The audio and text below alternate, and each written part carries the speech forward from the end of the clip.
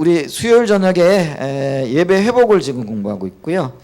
일과를 우리가 지난번에 이렇게 봤잖아요. 근데 일과의 주제가 뭐였느냐면은 오늘의 현실이었어요. 그러니까 오늘날 그 교회 가운데 하나님의 생명이 이렇게 거쳐지고 그 거쳐진 것의 결과로 교회가 자꾸 이렇게 침체되어져 가고 있는 것들을 이렇게 보죠. 한때는 우리가 한국 교회의 성도들이 1,200만 명이라 이렇게까지 얘기를 했어요. 물론 이제 숫자가 많은 것만이 모든 것은 아니지만은 그래도 하나님이 임재하시고 임재하신 한 열매들이 이렇게 부흥으로, 이렇게 숫자적인 부흥으로 나타나는 것도 이렇게 무시할 수 없는 현상이잖아요. 그래서 우리 온 국민의 25% 이 정도, 어떻게 더 보면은 1,200만 명 이렇게 한국 교회가 숫자적으로 성장했다 이렇게 얘기를 했는데, 지금은 그렇게까지 얘기 못 하죠. 그래서 한 800만 명 정도. 근데 여기는 이제 이단의 숫자까지 다 포함이 되어진 거고요. 또 조금 보수적으로 보시는 분들은 600만 명 정도까지도 이렇게 보기도 하는 것 같더라고요. 그만큼 이제 한국 교회의 어떤 위상이 점점 이렇게 떨어져 가고 있는 이제 그런 어떤 현실을 이렇게 보면서, 이게 지금 교회의 어떤 열매들, 또 하나님이 함께 하시는 어떤 이런 현상들이 점점 이렇게 없어져 가고 있지 않는가 하는 그런 안타까운 마음을 이렇게 가집니다. 그러면서 또 교회 안에 예를 들면은 이제 하나님이 함께 하심으로 인한 그 기도 응답의 기쁨이라든지, 또 거기에 대한 어떤 여러 가지 어떤 하나님이 함께 하시는 삶의 열매들, 이런 것들이 점점 희귀해져 가는 거죠. 예를 들면은 엘리 제사장의 시대는 어떤 면에서는요, 하나님의 말씀이 이렇게 희귀했다라고 이렇게 얘기를 하잖아요. 이제 그게 어떤 면이냐면은 하나님의 임재가 점점 거쳐지고, 하나님이 그 백성들과 함께 하고 싶어도 함께 하시지 못하는, 그게 이제 그 백성들의 영적인 무지와 무감각 때문이었죠. 그러니까 엘리 제사장부터 시작해서 제사장의 아들이었던 홈리와 비느하스, 이들뿐만 아니라 온 백성들이 이제 그런 어떤 자리에 있었기 때문에 하나님의 영광이, 또 하나님의 말씀이 그들과 함께 하실 수 없었던 이제 그런 시대들이 있었던 것을 이렇게 보죠. 그러면서 이제 한국 교회가 이제 그런 어떤 시대로 지금 접어들었지 않았는가 하는 그런 안타까운 모습을 이렇게 보죠. 그러면서 우리가 오늘날 우리 교회가 어떤 모습인가 했을 때에 네 가지의 주 특징을 이렇게 봤잖아요. 하나님의 임재가 거쳤다. 하나님이 오셔서 통치하시고 우리를 거룩하게 하시는 이제 그런 어떤 일들이 점점 희귀해져 가고 있다라는 거죠. 이제 그것의 열매로 하나님의 생명, 이 하나님의 생명이라는 거는 교회 안에 이것이 명백하게 하나님이 하셨다라고 말할 수 있는 어떤 것들이 있잖아요. 그래서 이거는 우리 사람의 힘으로는 안 돼. 인간적인 어떤 것들로는 안 돼. 이렇게 하나님의 기도 응답을 하셨는데 도저히 우리가 기대할 수도 없었던 어떤 일들을 하나님이 이루셨어 하는 어떤 것들, 이제 이런 것들이 하나님의 생명이 함께 하시기 때문에 그렇다라는 거죠. 그런데 오늘 우리 삶에 하나님이 함께 하셨다, 하나님만이 하셨다, 하나님만이 하실 수 있는 일들이 우리에게 이루어졌다라고 이렇게 말할 수 있는 것들이 거의 없어져 가고 있다라는 거죠. 이제 그게 하나님의 영광의 임재가 거치고 생명이 점점 없어지고, 그러면서 또 우리 안에 두드러지게 나타나는 특징이 뭐냐면 이게 선순환하는 거거든요. 하나님의 생명이 넘치면은 그 하나님의 생명을 더 보고 싶은 열망과 열정이 막 이렇게 일어나요. 그래가지고 더 기도하고 더 주님을 찾고 또 더 주를 위한 헌신과 열정을 이렇게 드리게 되어지잖아요. 근데 이제 그게 거치게 되어지면 신앙생활이 참 건조해지고 무미해진다 그럴까요? 그래서 교회에 오는 것도 별로 즐겁지도 않고, 또 하나님의 백성들끼리 모여 이렇게 교제하고 하나님이 행하신 일들을 나누는 일들도 별로 이렇게 즐겁지가 않아요. 근데 이게 하나님이 행하시는 어떤 일들이 많아야 그게 신나가지고 막 나누고 그러잖아요. 우리가 간증거리가 있으면은 막 내 말 좀 들어보라고 하나님 이렇게 일하셨다고 막 이렇게 얘기하잖아요. 우리가 처음에 은혜 받았을 때 이렇게 생각해 보면은 하나님이 조금만 어떤 역사만 하셔도 야 하나님이 나를 참 사랑하신다고, 나를 사랑하셔서 이런 일을 하셨다고 이렇게 얘기하잖아요. 그런데 오늘날 성도들 이야기 속에 모였을 때요, 하나님 이야기가 점점 사라져가고 있어요. 그 대신에 뭐가 차지할까요? 세상적인 이야기들이 가득 차고 있는 거죠. 자녀들 이야기, 자녀 교육 이야기, 또 뭐 재테크 이야기, 뭐 건강 이야기, 뭐 이런 것들로 우리의 그 관심사가 기울어졌다라는 거죠. 근데 하나님이 함께 하시면은요, 자연히 우리의 그 대화의 주된 관심사 혹은 우리 대화를 통하여 주로 거론되는 이야기들이 어떤 이야기일까요? 하나님 이야기, 하나님이 하신 이야기, 또 교회 가운데 일하는 이야기, 하나님의 백성들 가운데 역사하신 이야기, 뭐 이런 것들이 주를 이루게끔 되어져 있다라는 거예요. 근데 그게 없어져요. 그게 이제 또 이제 악순환이 되어지는 거죠. 그게 점점 더 없어지니까 뭐예요? 이제는 뭐에 주를 찾지도 않고 기도하지도 않고 뭐 찾아봐도 하나님 뭐 응답도 안 하시더라, 하나님 역사도 안 하시더라, 이렇게 되어지는 거죠. 이렇게 되어지니까 뭐예요? 점점 더 기도 안 하게 되어지고 주 찾지도 않고 주님과 함께하는 그런 자리로 나가지 않죠. 이게 이제 우리의 그 주를 향한 열망과 열정이 싸늘하게 식어져 있다라는 거죠. 그러니까 우리가 라오디게아 교회를 예를 들었을 때 이 교회가 뭐예요? 차지도 않고 덥지도 않고, 그러니까 하는 것 같지도 않고 안 하는 것 같지도 않은 그런 미지근한 상태가 되는 거예요. 그러니까 신앙생활을 하는 것 같아. 왜? 교회는 다니거든요. 근데 기쁨도 없고 소망도 없고 즐거움도 없고, 그건 어떤 면에서 보게 되어지면은 주님을 못 만나고 있는, 어떤 면에서는 우리의 신앙이 싸늘하게 이렇게 식어져 있는, 열정이 없는 상태에 있다라는 거죠. 이제 그러면서도 우리는 뭐예요? 내가 열정이 있는지 없는지, 주님이 나의 삶 가운데 함께 하시고 내 삶을 기뻐하시고 하나님이 뒷받침해 주고 계신지 안 계신지, 아니면 하나님이 지금 내 모습을 보면서 그렇게 살아서는 안 돼 하고는 염려하고 계시고, 혹은 어떤 때는 분노하고 계실 수도 있잖아요, 주님이. 근데 그거를 전혀 모르는 거죠. 관심도 없는 거죠. 그걸 우리가 뭐라고 얘기를 하느냐면은 영적인 분별력이 어두워졌다라는 거죠. 그래서 무엇이 하나님을 기쁘시게 하고 무엇을 하나님을 아프게 하고 있는지 이조차도 지금 모르고 있는 영적으로 깜깜한 시대를 지금 살아가고 있다라는 것이죠. 그래서 어떤 면에서는 혼돈과 혼란의 시대를 우리가 지금 살아가고 있는데, 그게 어떤 면에서 보게 되어지면은 마지막 시대의 특징입니다. 그런데 이 마지막 시대에 나타날 특징은 어두워지는 사람은 점점 더 어두워져요. 그런데 밝아지는 사람은 점점 더 밝아질 거라는 거죠. 이게 극단의 일들이 이렇게 일어난다라는 거죠. 그래서 보세요, 예수님 오실 그 당시가요, 영적으로 굉장히 어두운 시대였거든요. 그런데 그 침례 요한 같은 분, 시므온 같은 분, 안나 같은 분들은요 깨어 있었어요.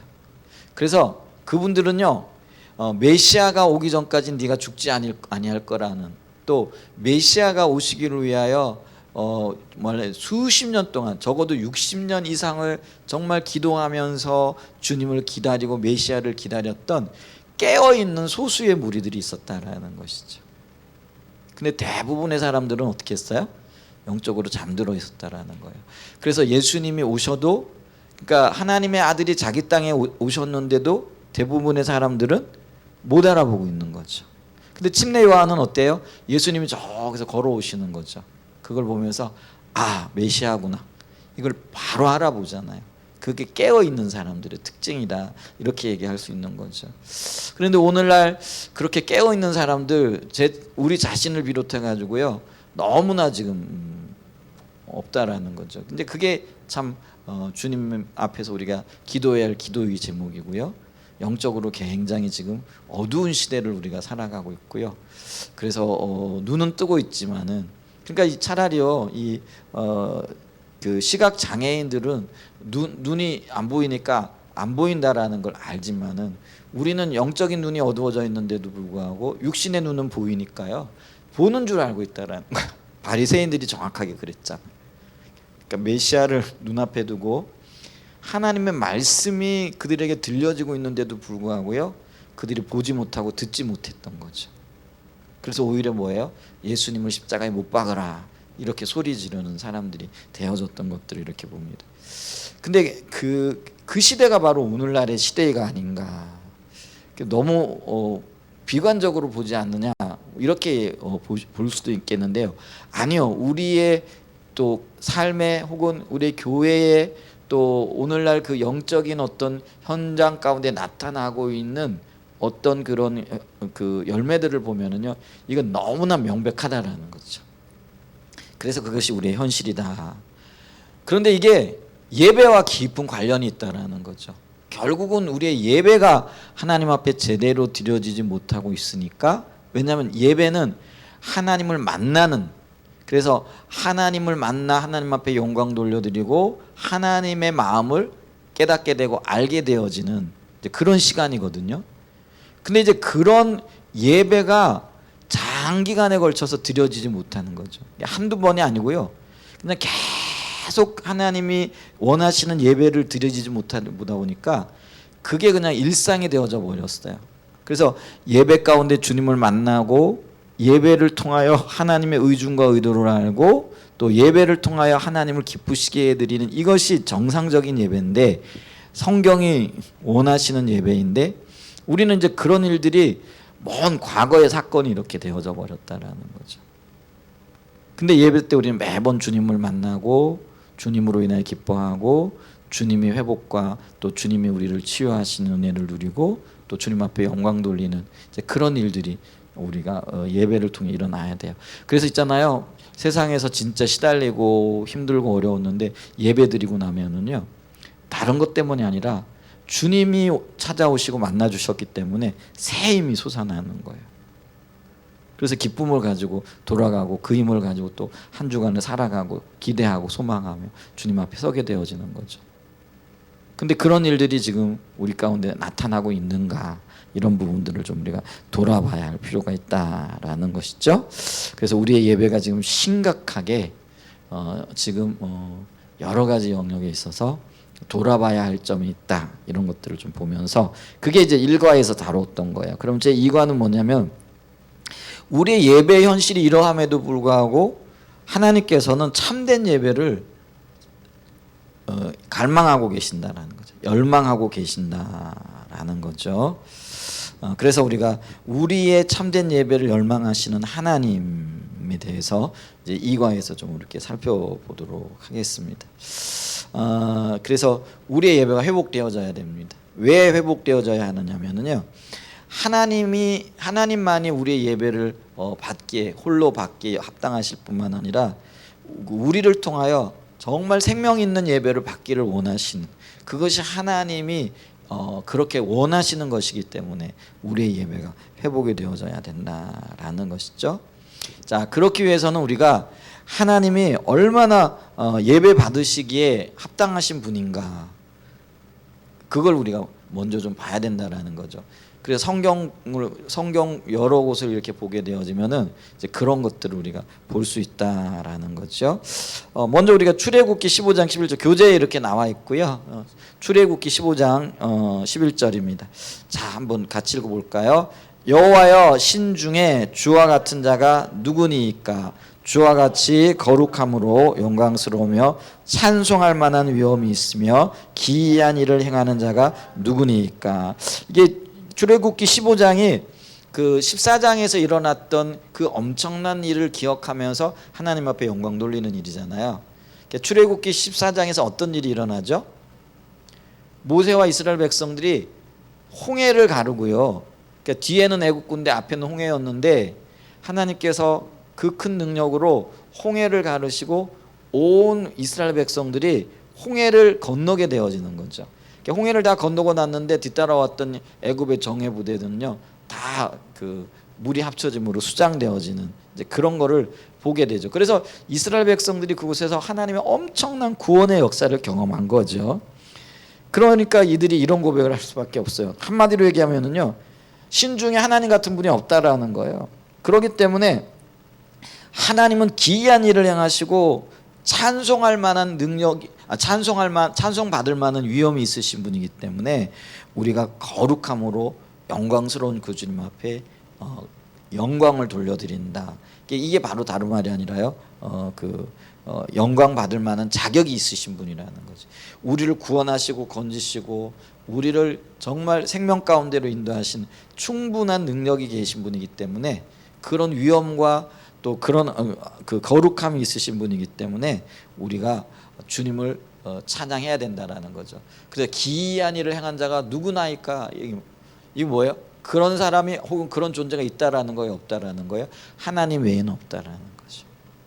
그래서 우리가 하나님을 찬양한다. 그래서 출애굽기 15장이 미리암과 이스라엘 여인들이 속옷치면서 하나님 앞에 찬양하는 거잖아요. 그게 예배의 한 모습이거든요.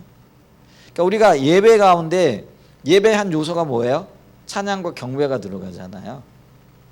그러니까 우리는 이제 찬송, 노래 부르는 거 이렇게 하는데 아니에요. 성경의 의미를 보면은요, 노래 부르는 것, 말씀 듣는 것, 기도하는 것, 이런 것들이 예배의 한 영역에 들어가는 것들이잖아요. 그래서 속옷치며 하나님 행하신 일들을 높이는, 그래서 주님밖에는 없습니다, 이제 이런 고백을 하게 되어지는 것들을 이렇게 보죠.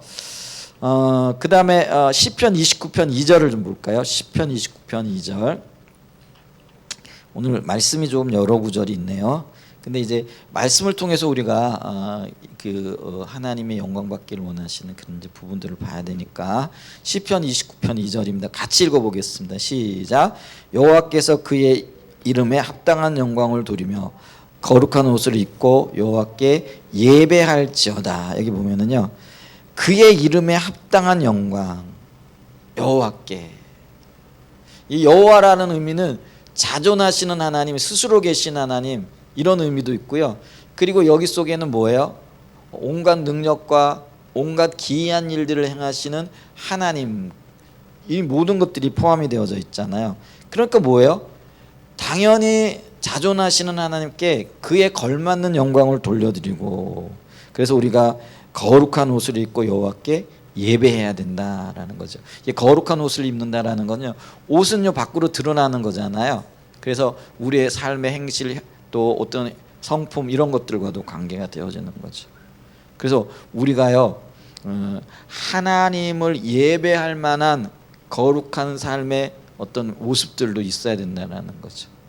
그래서 이제 예배를 얘기할 때요, 예배가 단순하게 우리는 주일날 이렇게 모여가지고 1시간 예배 드리는 것, 그게 공중 예배이긴 해요. 모든 예배를 대표하는 것이긴 하지만은 한 주간의 거룩한 삶을 통하여 하나님 앞에 동행하다가 그것을 한 주간의 그 어떤 시간에 모아가지고 집중적으로 표출하는 게, 그게 우리가 그 공중 예배를 드리는 거잖아요. 그런데 실상은 그 공중 예배 이전에 삶의 예배가 먼저 성공적으로 드려져야 돼요. 삶의 예배에서 실패하게 되어지면은요, 공중 예배로 모여 드리는 그 예배도요, 사실은 의미가 없는 것을 우리가 보죠. 그렇지 않습니까? 그래서 우리가 삶이 예배가 되어져야 된다, 그런 얘기를 많이 하잖아요. 근데 여기 보면 거룩한 옷을 입고, 이게 우리의 삶으로, 또 우리의 삶의 어떤 그 하나님과의 관계 속에서 드러나는 행실들. 그래서요, 우리가 그 지금 마태복음 5장, 6장, 7장을 보는데, 마태복음 6장에 성도들이 입어야 할 거룩한 의의 행실이 있다 그랬잖아요. 그게 거룩한 옷이에요. 거기에 보면 뭐가 있어요? 구제가 있고요, 또 금식이 있고요, 그 다음에 또 뭐가 있어요? 헌금이 있고요, 그 다음에 또 뭐가 있죠? 기도가 있고요. 그 대표적인 것들이 이런 것들이죠. 근데 이런 것들이 그 교회에서만 보여져야 되는 것들이 아니고요, 삶에서 드려져야 되고 나타나야 되고 주님 앞에 영광 돌려져야 된다는 것이죠. 아멘. 그래서 그 교회에서 보여지는 삶이 우리의 일상생활에서도 이렇게 나타나야 된다는 거예요. 그러니까 제가 우스갯소리가 생각이 나네요. 어떤 사모님이 그 이불을 싸들고 와가지고요 강례상에 이렇게 깔아놓고 이제 나는 이제 강례상을 안 내려가겠다 이렇게 얘기를 했다잖아요. 그래서 목사님이 아니 왜 집 놔두고 여기 와가지고 이러냐 그랬더니 나는 그 여기만 오면 천국이라고. 집에만 가면은 너무 힘들다고. 왜냐하면 목사님이 강당에서 말씀 전하는 게 너무 아름답고 너무 좋고 그래서 나는 여기서 살기로 했다고. 근데 집에만 가면은 목사님이 강대상에서 얘기한 것과 너무 달라가지고 너무 힘드니까 앞으로 나 집에 안 가고 난 여기서만 살겠다고. 그래가지고 목사님 회개했다라는 얘기가 있잖아요. 이제 뭘 얘기하는 거예요? 교회에서만 혹은 말씀 전할 때만 말씀 나눌 때만 이게 거룩해서는 안 된다라는 거죠. 우리가 직장에서든 가정에서든 학교에서든 그 어디서든 우리의 삶이 구별되어져야 돼요. 이게 거룩이라는 게 구별이라는 의미가 있잖아요. 그렇죠? 이 구별이 두 가지가 있다 그랬잖아요. 세상으로부터의 구별이에요. 그러니까 내가 세상을 쫓아가지 않고 닮아가지 않는 거예요. 반대로 또 하나는 뭐냐면 하나님께로의 구별이에요. 그러니까 하나님을 닮아가는 삶으로서의 구별이 우리의 삶 속에 나타나야 된다라는 거죠. 근데 우리 하나님을 닮아가려고 하면은요 세상에서 이렇게 어영부영하게 살 수가 없거든요. 이게 다 하나로 연결되어져 있는 어떤 모습을 본다라는 거죠. 그래서 여호와께 그의 이름에 합당한 영광을 돌리며 이게 하나님께 대하여 거룩한 거예요. 반면에 뭐예요? 거룩한 옷을 입고 세상과 구별되어진 삶을 통하여 우리가 세상과는 다른 세상 사람들과는 다른 삶의 모습을 보여줘야 된다라는 그런 의미가 되겠죠. 그죠? 그런 삶으로 어떻게 하려고요? 예배할지어라. 왜? 하나님은 스스로 계신 분이요. 만왕의 왕이시요. 우리의 온전한 주권자요. 통치자가 되어지기 때문에 그렇다라는 것이죠. 아멘. 이사야 37장 16절 좀 보겠습니다. 이사야서 37장 16절 보겠습니다. 자, 한번 좀 읽어보겠습니다. 시작. 그룹 사이에 계신 이스라엘 하나님 만군의 여호와여 주는 천하 만국의 유일하신 하나님이라 주께서 천지를 만드셨나이다. 왜 하나님 앞에 예배를 드려야 되느냐? 하나님은 왜 예배를 받기 합당하신 분이냐? 명확하게 나와 있잖아요. 그게 뭐예요? 천지를 만드신 분이라는 거예요. 창조주 하나님이시라는 거예요. 할렐루야. 세상 사람들은요 자꾸 우리를 진화론적인 어떤 사고를 가지게 하려고요. 그게요 진화론이 하나의 종교입니다. 여러분 진화론은요 증명되어진 게 아무것도 없어요. 그런데 오늘날 많은 사람들이 진화론을 과학이라고 얘기를 하거든요. 근데 과학자들도요 그걸 따져볼 때 진화론이 맞는 게 없어요. 왜냐하면요 중간자가 없거든요. 진화론자들이 뭘 얘기를 해요? 우연히 어떤 생명이 나타났고 그게 단세포 동물이 되고 다세포 동물이 되어지고 그리고 이게 하등 동물, 고등 동물 뭐 이렇게 성장하고 그게 유인원이 되어지고 그게 사람이 되어졌다 이렇게 얘기를 하잖아요. 그런데요, 그런 일들이 일어나고 있으면은요, 예를 들면은 단세포에서 다세포로 갈 때 중간 과정이 있어야 되고요, 또 유인원 원숭이에서 사람이 되어지려고 하면은요, 그에 따르는 중간 과정이 있어야 되거든요. 근데 그 중간 과정에 아무것도 없어요. 발견되어진 게 아무것도 없거든요. 그러니까 이거는 과학이 아닌 거예요. 과학은 원인과 결론이 명확해야 되잖아요. 근데 이거는 우연이라고 얘기를 하고 있거든요. 그러니까 이 진화론은요 우연에 기초한 거예요. 그러니까 이거는요 학문이 아니고 과학이 아닙니다. 일종의 종교인데 사이비 종교인 거예요. 그런데 그걸 학교에서 가르치고 이게 공적인 진리라고 얘기를 해요. 그리고 그것이 맞다라고 얘기를 해요. 그러게 그게 종교화되어져 있는 거죠. 그런데요 창조는 뭐예요? 원인이 있어요. 하나님이시고요. 그분이 원인이 되어져서 사람을 창조하셨거든요. 오히려 이게 훨씬 더 과학적입니다. 그런데 이거를 사적인 영역에다 붙들어 맨 거예요. 그래서 뭐예요? 창조를 얘기하면은요, 그거 공적인 자리에서 얘기하지 말아라. 너희들끼리 그냥 믿는 교회 나가서 그 얘기를 해라. 이렇게 얘기를 해버린 거죠. 그러니까 수많은 사람들이 이 우리의 어떤 창조의 이야기, 하나님 이야기를요 사적인 경험, 개인적인 경험으로 몰아붙여서 공적인 자리로서 퇴출시켜 버린 거예요. 이게 지금 엄청난 음모입니다. 이게 가치관의 문제인데요. 그래서 우리가 이 부분이 어디에서부터 잘못되어졌는가 이런 거를 살펴봐야 된다라는 것이죠. 하나님은 창조주신데요. 그 창조 이야기가요, 이제는요 공적으로 다뤄져야 돼요. 이게 사적이고 개인적인 게 아니에요. 이제 이런 그런 부분들을 우리가 좀 봐야 된다라는 거예요. 근데 어쨌거나 하나님이 우리를 창조하셨기 때문에 우리는 하나님을 높여야 되고, 그리고 창조하신 하나님은 우리가 하나님의 목적과도 연관이 되어지는데, 왜 우리를 창조하셨느냐 여기에 나가게 되어질 때 왜 창조하셨어요? 우리로 하여금 하나님께 예배하도록, 찬송하도록, 영광 돌리도록 하게 하시기 위하여 하나님이 우리를 창조하셨다라는 거예요. 우리가 이제 쭉 살펴보면서 예배의 목적 이런 것들이 쭉 나오게 되어져요. 이제 그런 것들은 나중에 좀 살펴보기로 하고요. 자, 그러면 구약에만 그러냐? 요한계시록 주님 오실 때 그때 마지막 시대에도 보세요. 요한계시록의 4장 11절 말씀입니다. 요한계시록 4장과 5장에는요 천국에서 드려지는 예배의 모형들이 이렇게 나타나 있는 것들을 이렇게 보는데, 요한계시록 4장 11절을 보죠.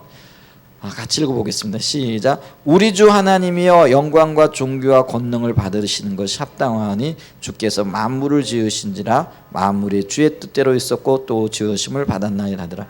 자, 여기도 보면은요 만물이 하나님 앞에 영광을 돌리는데 그 영광을 돌리는 이유가 뭐냐면은요, 합당한 이유가 뭐냐면 만물을 지으셨어요. 그게 창조주, 창조하시는. 그리고 여기 하나가 더해져요. 그게 뭐예요? 뭐냐면은요 만물이 주의 뜻대로 보호되고 있고 운영되고 있고 운행되고 있다는 거예요.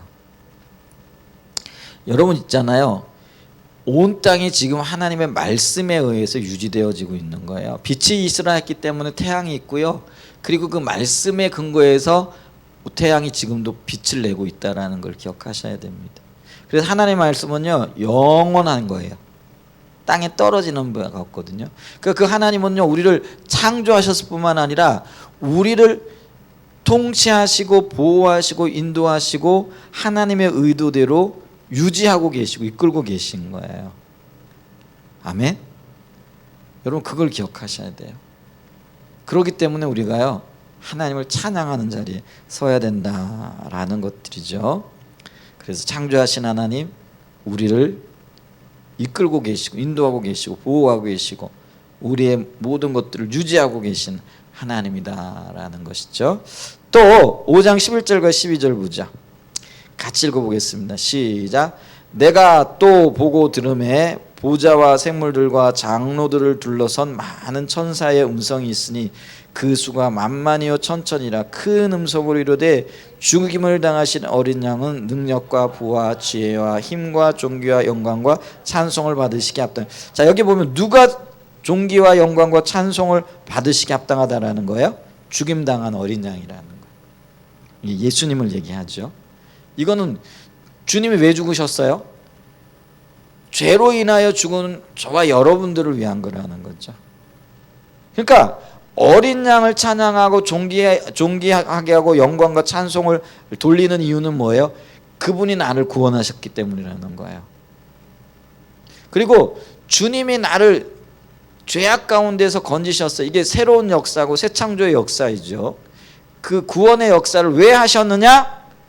영광과 존귀와 찬송을 받으시기 위하여 그러하셨다라는 거예요. 물론 여기에 하나님의 사랑이 포함이 되어지지만 우리가 또 예배의 관점에서 보게 되어지면은 하나님이 영광 받으시기 위하여 존귀 받으시기 위하여 찬송 받으시기 위하여 우리를 구원하셨다라는 거예요.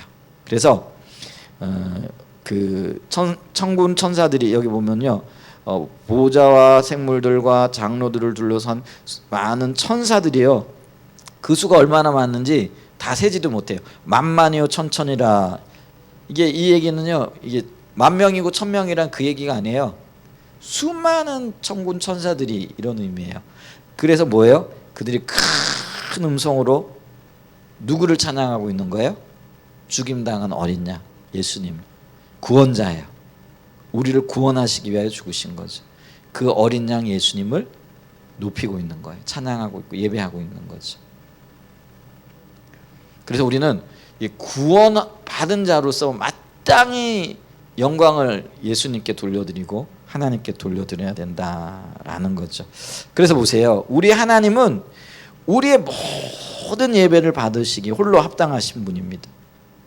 그렇기 때문에 우리는요, 지금 침체되어져 있는 예배가 하나님의 기준으로부터 벗어나 있는 이 예배들이 하루 속히 회복되어져야 된다라는 것이죠. 그래서 하나님의 크신 은혜와 하나님 되심으로 인하여, 하나님이 우리 하나님 되심으로 인하여, 이게 얼마나 놀라운 일입니까? 하나님께 합당한 예배가 온전히 드려져야 된다는 거예요. 이게 하나님의 백성들의 마음에 이 마음이 있어야 됩니다. 내가 온전한 예배자가 되어져야지. 나를 창조하시고 구원하시고 나를 보호하시고 인도하시는, 그게요, 우리는 어떤 면에서는 하나님이니까 나를 보호하시지, 나를 사랑하시니까 나를 보호하시지, 우린 이걸 있잖아요, 어떤 면에서 당연한 것으로 여길 때가 참 많거든요. 근데 제가 자주 말씀드리잖아요. 그게 뭐냐면 세상에 당연한 거는 하나도 없어요. 왜 예수님이 나를 위해서 죽으셔야 했어요? 그게 당연한 걸까요? 우리가 인간관계에서 한번 생각해 보자고요. 왜 아내가 남편을 위해서 희생해야 되죠?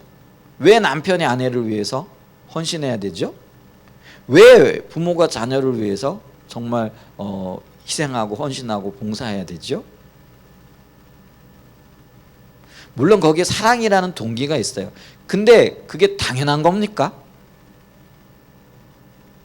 절대로 당연한 건 아무것도 없거든요. 그런데 우리는요, 너무 쉽게 그런 것들을 당연하게 여겨요. 자녀가 부모의 사랑을 받으면서 당연하게 여겨요. 그러니까 감사가 없는 거예요. 또 부모가 자녀들의 돌봄을 받은 경우도 있잖아요. 당연하지. 요즘은 그런 경우도 드물지만 그게 당연한 건가요? 아니거든요. 우리가 또 사람과의 관계에서 이렇게 돌봄을 받고 사랑을 받고 어떤 그런 것들이 당연한 건가요? 당연한 것 아무것도 없어요.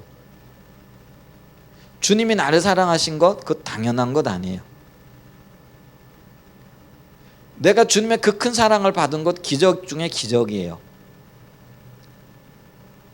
놀랄만한 일 중에 놀랄만한 일이에요. 아멘? 그러니까 우리가 그거를 인식하게 되어지면은요, 정말 마음으로 깊은 감격과 감사를 가지고 하나님 앞에 예배드리는 자들이 되어줄 수 있다라는 것이죠. 아멘.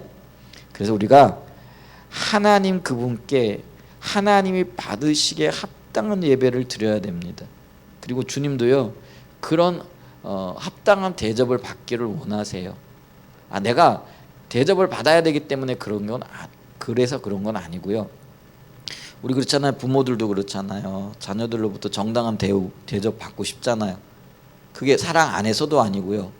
그게 어떤 바른 관계 가운데에서 드려져야 되는 어떤 그런 거잖아요. 그래서 우리가 그렇게 서야 될 줄 믿습니다. 자, 오늘 여기 질문을 하고 있어요. 누가복음 19장 37절과 40절을 읽어라. 그리고 다음 질문에 답하라. 이렇게 얘기를 했어요. 누가복음 19장 37절과 40절을 좀 한번 보죠. 우리 한번 같이 읽어볼까요? 시작. 이미 감람산 내리막길에 가까이 오심에 제자의 온 무리가 자기들이 본 바 모든 능한 일로 인하여 기뻐하여 큰 소리로 하나님을 찬양하여 이르되 찬송하리로다. 주의 이름으로 오신 왕이여 하늘에는 평하여 가장 높은 곳에는 영광이로다 하니 무리 중 어떤 바리새인들이 말하되 선생이여 당신의 제자들을 책망하소서 하거늘 대답하여 이르시되 내가 너에게 말하노니 만일 이 사람들이 침묵하면 돌들이 소리 지르되. 이게 뭐가 배경? 예수님께서 예루살렘으로 입성하실 때 그때 얘기해요.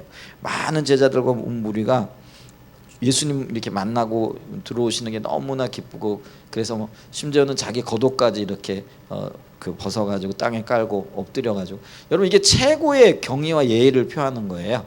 자기의 겉옷을 벗어가지고 이제 그렇게 큰 소리로 찬양하고 높였다라는 거죠.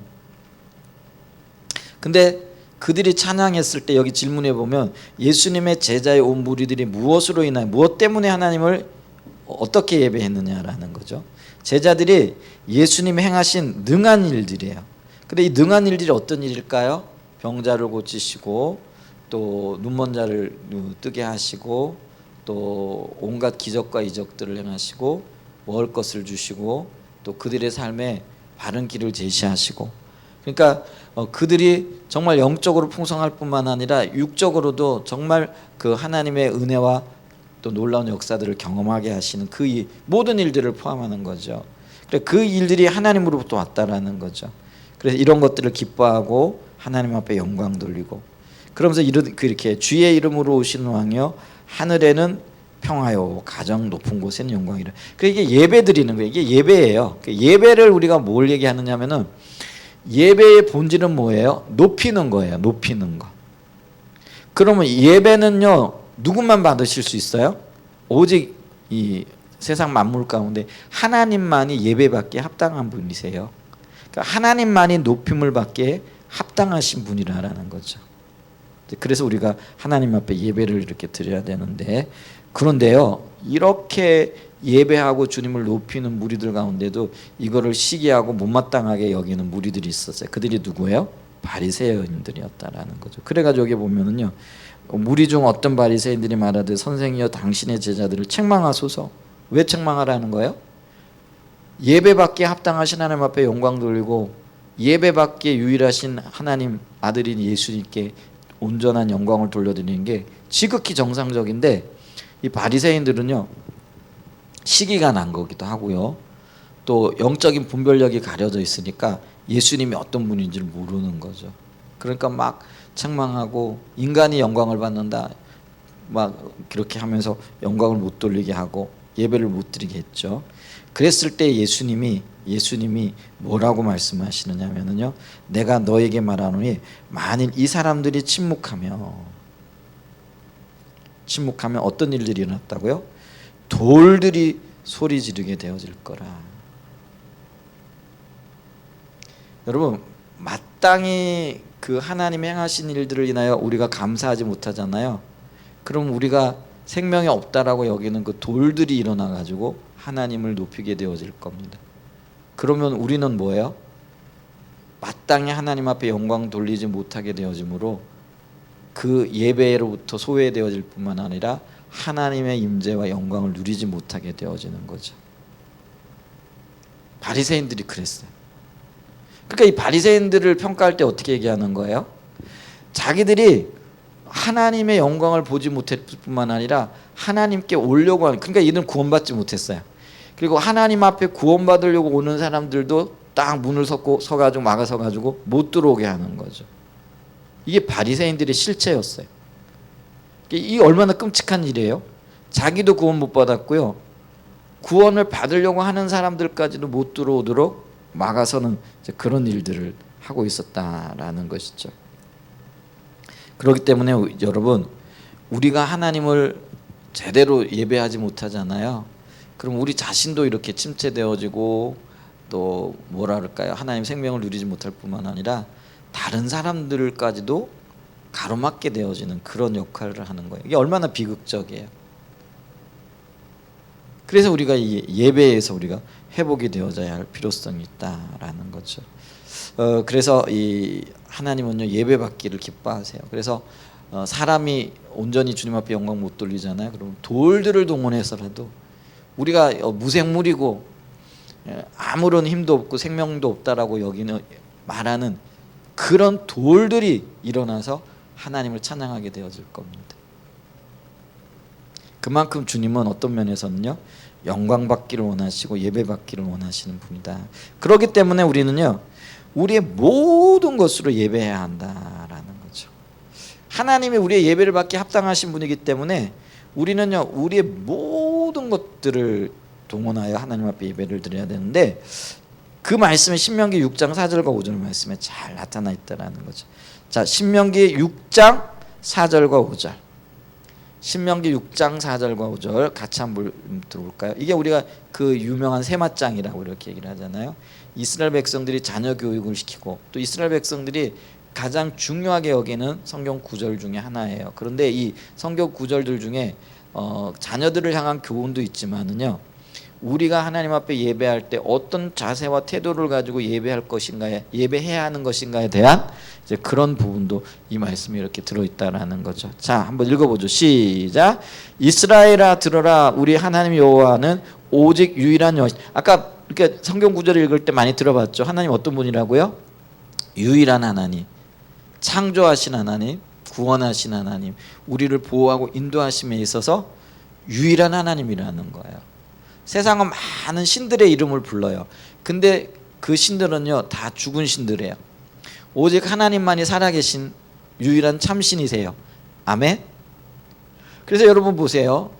엘리야가 그 갈멜산에서 영적인 대결을 할 때 그 바알 선지자들이 그 바알 선지자의 바알 신에게 응답하라고 했잖아요. 제단을 쌓아놓고 각을 뜬 그 소의 고기를 올려놓고 그게 제단에 불이 내리게 하는 신이 참신이라는 이제 그 영적인 전쟁을 벌이잖아요. 근데 이 800명이나 되어진 바알과 아세라 그 제사장들이 850명이죠. 불이 내리게 해달라고 아침부터 그 오점, 그러니까 오후 넘어까지 서너 시까지 그렇게 기도를 하는데 응답이 없는 거예요. 그러니까 이 제사장들이 어떻게 해요? 그냥 제단에서 뛰어노는 거죠. 그러니까 이제 엘리야가 조롱하잖아요. 너희 신이 지금 자고 있는가 보다, 어디 좀 외출을 했는가 보다, 이렇게 조롱을 하잖아요. 근데 있잖아요, 그럴 수밖에 없는 것이 그들은 바알이 그들에게 풍요를 가져다주고 비를 가져다주고 그들의 삶을 이끈다라고 믿었을지 모르지만 사실은 바알은요, 사람이 만들어낸 신이거든요. 그러니까 참신이 아니에요. 죽은 신이에요. 근데 세상의 모든 신이 그래요. 스스로 생명을 주지도 못하고 생명을 가지고 있지도 않아요. 죽은 신들이에요. 그래서 우리가 참 웃기는 일을 해요. 예를 들면은요, 제가 이제 뒤에 운동을 제가 가는데 예전에 이렇게 보면 바위에다가요, 이렇게 돌에 돌을 얹어 놓고요, 가끔 가다 보면 어떤 할머니나 어떤 아저씨들이요, 거기다 대고 이렇게 절을 하고 있어요. 손을 모으고. 근데 그 바위에 기괴한 모양을 만들고 쌓아놓은 게 누구예요? 누가 그걸 만들었어요? 사람이 만들어 놓은 거거든요. 근데 사람이 만드는 그거 앞에 서가지고 절을 하고 비나이다 그게 효력이 있을까요? 뭐 이런 일이 적당할까 모르는데 세상에 온갖 종류의 우상들이요, 그 누가 만든 거예요? 거대한 신상들이 있어요. 느부갓네살 왕이 그 신상이 27m, 30m 정도 된다. 그게 27m, 30m, 오늘날 그 아파트 7층에서 10층 정도 높이에요. 그건 뭐 오늘날을 볼 때는요, 워낙 이렇게 높으니까 별거 아닌 것처럼 보이지만은요, 고대 사회에서는요, 그 높이가 굉장한 높이거든요. 그 만들어 놓고 절하라고 하는데, 근데 사람이 만들어 놓은 그 신상이 과연 능력이 있을까요? 살아 있을까요? 오늘날 수많은 신상들을 만들어 놓고요, 전시해 놓고 사람들이 거기다 절을 하고 비나이다 하는데 그게 과연 능력이 있고 그게 과연 어떤 뭐랄까요, 살아 있을까요? 그런데 사람들이 그렇게 어리석은 짓을 하거든요. 그게 몇백 년이 지나면 더 신령해진다는. 근데 그 근본 원인을 좀 보세요. 누가 만들었다고요? 약한 인간이 만들었다라는 거예요. 바알 신이 그래요. 그러니까 엘리야가 조롱하잖아. 야, 너희 신이 자는가 보다, 멀리 외출했는가 보다, 좀 더 크게 소리쳐 외쳐봐라. 그러니까 이 사람들이 뭐예요? 자기 몸을요, 칼로 자해를 하면서 피를 흘리면서 응답을 안 하니까요. 광란의 춤을 추잖아요. 그런데 아무런 응답이 없잖아요. 근데 엘리야가 오후 3시쯤이나 돼가지고요, 물을 기르다가 제단을 축축하게 적실 정도로 있잖아요, 4번을 갖다 붓는 거죠. 그러니까 이제 메마른 장작들이 자연 발화가 일어나지 난다라는 그 가능성을 완전히 없애버린 거죠. 그래 한마디 합니다. 하나님이 살아계신 것과 종의 기도를 들으시는 것을 보여주세요. 이렇게 기도했어요. 그랬더니 하늘에서요 불이 내려가지고요 그 제단에 물을 다 태우고 그리고 그 제단을 불살라 버리잖아요. 그래서 살아계시다라는 걸 이렇게 나타내고 이렇게 보여주잖아요. 그러니까 보죠. 여호와는 어떤 분이라는 거예요? 살아계신 유일한 신이라는 거예요. 근데 그 유일한 신이 신 하나님이 우리를 창조하셨고 우리를 죄악 가운데 구원하셨고 우리를 보호하시고 인도하시고 오늘까지 지켜주시고 이끌고 계시다라는 거예요. 아멘. 우리는 살아계신 하나님, 유일하신 하나님을 섬기는 자들입니다. 아멘. 그렇기 때문에 이 유일한 하나님을 섬길 때 어떻게 섬겨야 된다라는 거예요. 그래서 계속 읽어봅니다. 5절 너는 하나님이 유일하시고 살아계신 분이기 때문에 같이 읽습니다. 시작. 너는 마음을 다하고 뜻을 다하고 힘을 다하여 내 하나님 여호와를 사랑하라. 자, 하나님을 사랑하는데 어떻게 사랑하는 거예요? 마음을 다하고 뜻을 다하고 힘을 다하여. 어영부영하지 말라는 거예요.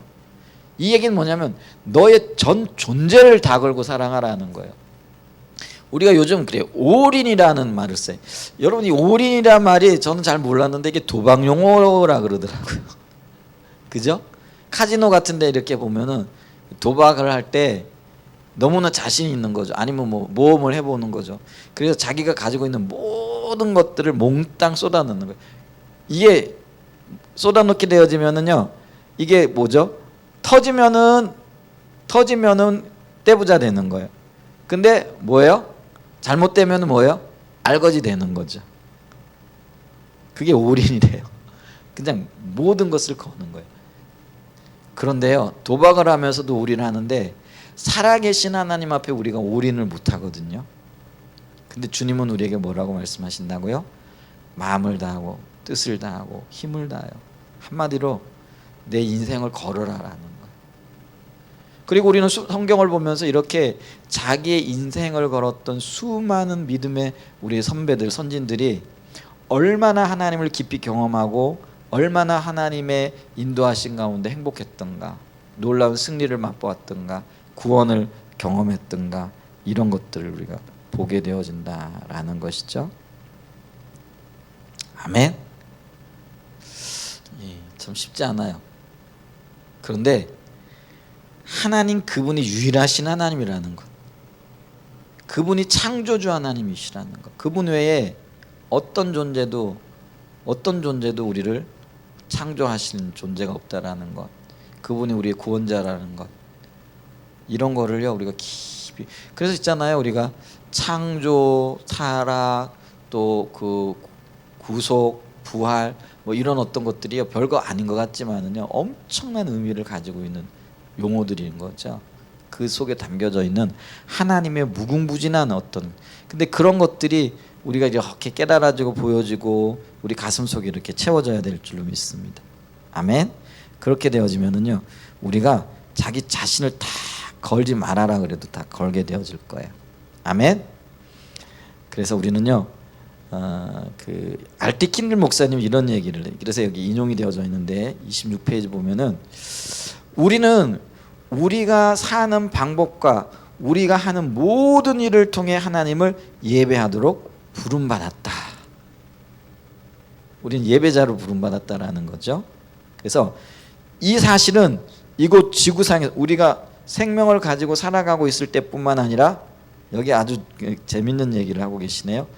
천국에서도 풀타임 행동이다. 할렐루야. 천국에서도 우리가 해야 될 가장 우선되는 일이 뭐라는 거예요? 예배라는 거예요. 예배. 그럼 우리가 이렇게 얘기할까? 이 땅에서도 예배 드리는 게 너무 힘들었는데 천국에 가서도 그냥 맨날 해야 될 일이 예배만 드려야 되는가? 이런 생각을 할 수 있어요. 그러면 어떤 분들은 야, 좀 천국에 가면은 좀 쉼도 있어야 되고, 천국에 가면 여러분 제가 장담하건대 좀 이런 얘기는 좀 그렇지만 쉼도 있을 거예요. 완전한 쉼과 완전한 은혜가 있을 거예요. 그런데요 그 천국에서 가장 즐거운 일이 있게 될 텐데 그게 뭐냐면 예배입니다. 그래서 여러분 걱정하지 마세요. 천국 가면 예배하는데 지겹지 않습니다. 오히려 즐거워요. 여러분 있잖아요. 즐거운 일을 할 때 지루할까요? 안 지루할까요? 아이들 보면 알아요. 게임 하라 그러면은요. 밤새는 줄 모르고 해요. 그리고 아쉬워해요. 다 그런 건 아니겠지만은 근데 제가 예를 드는 거예요. 그죠? 아이들에게 게임을 이렇게 허락하면은요. 그냥 시간 가는 줄 모르고요. 너무나 즐거워가지고요. 그거에 그냥 매달려가지고요. 언제 시간이 지났는지 밤을 꼴딱 새라 그래도 그대로 셀걸요? 왜 그럴 수 있을까요? 그게 너무 즐겁거든요. 즐거운 일은요.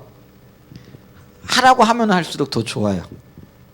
근데 우리가 기억하십시오. 천국에는요. 우리가 예배자로서의 삶이 그렇게 즐겁고 그렇게 기쁘고 그렇게 온전할 거예요. 근데 이제 천국에는 시간 개념이 없잖아요. 그러니까 이게 좀 묘한 거예요. 24시간 우리 지구상의 어떤 시간 개념으로 하면 아마 그럴 것 같아요. 24시간 예배하고 24시간 쉬고 24시간 어떤 일들을 하고 24시간 먹고 24시간 이게 동시다발적으로 가능할 거라고 저는 생각해요. 이거 안 가봤으니까 모르는데 근데 시간 개념이 없잖아요. 그렇기 때문에 그게 가능하리라고 생각해요. 그렇기 때문에 천국에는 예배만 있는 게 아니에요. 쉼도 있고요. 또 여러 가지 수많은 일들이 있을 거예요. 그래서 이 땅에서 하는 일들에 많은 것들이 우리 천국에서도 그대로 이렇게 뭐랄까 연장선상에 이렇게 있을 수 있는 이제 그런 부분들이 있죠. 전혀 새하늘과 새 땅에서 우리가 어떤 일들을 할까? 예배드리는 일 이 예배드리는 일 우리 지금 여기서도 하고 있잖아요. 그것이 천국에서도 계속 드려지듯이 어떤 일들은 다 그런 건 아니겠지만 어떤 일들에서는 천국에서도 이루어질 거예요. 예를 들면 사랑하고 섬기고 헌신하고 봉사하고 이런 것들은요. 천국에서는 그대로 이어질 거라는 거죠. 아멘? 그렇지 않을까 이렇게 싶습니다. 그래서 이 예배자로 부름을 받았는데 이것은 지구상에서뿐만 아니라 천국에서도 풀타임 행동이다. 할렐루야. 이게 알트킨들 목사님이 얘기하신 거예요. 자, 그렇기 때문에 우리는 뭐예요? 전심으로 예배한다라는 것. 그건 다른 말로 얘기하면요. 하나님만 우리 모든 것으로 예배해야 되는데 하나님만 하나님 그분만을 예배해야 된다라는 것이죠. 그래서 있잖아요. 이걸 왜 그렇게 얘기하냐면요. 우리가 하나님만 예배하지 않게 되어지면은요. 다른 것들을 예배하게 되어져 있어요. 근데 성경 그걸 정확하게 우상 숭배라 이렇게 얘기를 하거든요. 이렇게 나뉘어지는 거예요. 영광을 나누는 거죠. 그러면 여기 굉장히 중요한 사람 두 사람을 얘기해요. 사도행전 12장에 보면 헤롯 왕이요. 우리가 헤롯 왕이 충이 벌레 먹어 죽었다. 벌레 먹어 죽은 게 정확하게 뭔지는 잘 모르겠는데요. 그런데 그 이유가 뭐예요? 하나님 앞에 돌려야 할 영광을 자기가 취하는 거죠. 그러니까 헤롯도요. 하나님께만 영광 돌려야 할 당연한 사람이잖아요. 그런데 사람들이 자기를 칭찬하고 그러니까요. 자기가 신이나 된 것처럼 이렇게 우쭐해하다가요. 하나님 앞에 드려야 할 영광을 안 드리다가 성경에 보게 되어지면 벌레에 죽었다 이렇게 얘기를 해요. 그래서 그게 정확하게 뭔지는 모르겠어요. 근데 심판을 받아서 이렇게 죽게 되어진 것을 이렇게 보죠. 그 다음에 영적인 존재였던 루시퍼죠. 하나님의 피조물 중에서 가장 훌륭한 피조물이었죠. 근데 그가 하나님 같아지려고 하는 거예요. 하나님을 예배하고 하나님만 바라봐야 할 그 루시퍼가요. 자기도 하나님처럼 되려고 하려는. 그러니까 이제 하나님께 돌려드려야 할 영광을 나누기를 원했던 거죠. 근데 이거를 있잖아요. 성경에서 우상 숭배라 이렇게 얘기를 합니다. 우리의 마음이 나뉘어 있어요. 하나님만 사랑하고 하나님만을 높이고 하나님께만 영광을 돌려야 되는데 그게 나뉘어져 있다라는 거예요. 그렇게 나뉘어진 마음, 나뉘어진 것들 이런 것들을 우상 숭배를 하는 거죠. 여러분 우리가요 돈이 굉장히 소중해요. 근데 그 돈이 하나님의 질서 아래 들어가게 되어질 때 그 돈이 하나님의 목적을 위해 쓰여질 뿐만 아니라 우리에게도 굉장히 건강하게 되어지는 거예요. 그런데 돈을 하나님 자리에 올려놓잖아요. 그게 나뉘어진 마음이 그래서 우상숭배가 되는 거예요. 그러니까 돈은 중립적인 거거든요. 그런데 하나님 질서 안에 이 돈이 들어가야 돼요. 근데 돈만 그런가요? 건강을 우선시하는 것도요. 하나님의 질서 아래 들어가야 돼요. 그래야 이게 온전하게 되어지는 거예요. 인간관계도 그렇고요. 우리의 모든 삶의 영역이 그렇다라는 거예요. 자녀도 그럴 수 있고요. 아내 사랑하고 남편 사랑하는 것도 그래요. 여러분 있잖아요. 우리가 예를 들면 그래요. 아내를 사랑하고 남편을 사랑하는데 그 하나님의 사랑으로 하나님이 우선되어져서 그 하나님의 관점으로 사랑하지 않으면은요 결국은 자기를 위한 사랑이 되어지는 거예요. 그래서 남편이 나를 위해서 잘해줄 때는 사랑하는데 남편이 나를 잘해주지 못하잖아요. 그러면 남편을 안 사랑하게 되는 거예요. 근데 하나님의 관점으로 이렇게 보면은요 그 사람이 나를 사랑하든 어떤 때는 서운하게 하든 사랑하는 거예요. 왜? 하나님이 그렇게 말씀하셨고 하나님이 우리의 주권자가 되고 하나님 우리의 삶의 통치자가 되기 때문에. 그래서 하나님의 질서 아래 들어가서 온전한 사랑, 하나님의 관점의 사랑을 하게 되어지는 거예요.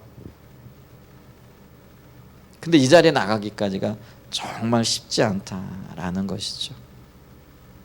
아멘. 루시퍼가요 영광을 나눴어요. 하나님만을 예배해야 될 그 루시퍼가 자기가 하나님처럼 되려고 하니까요 결국엔 어떻게 되어졌어요?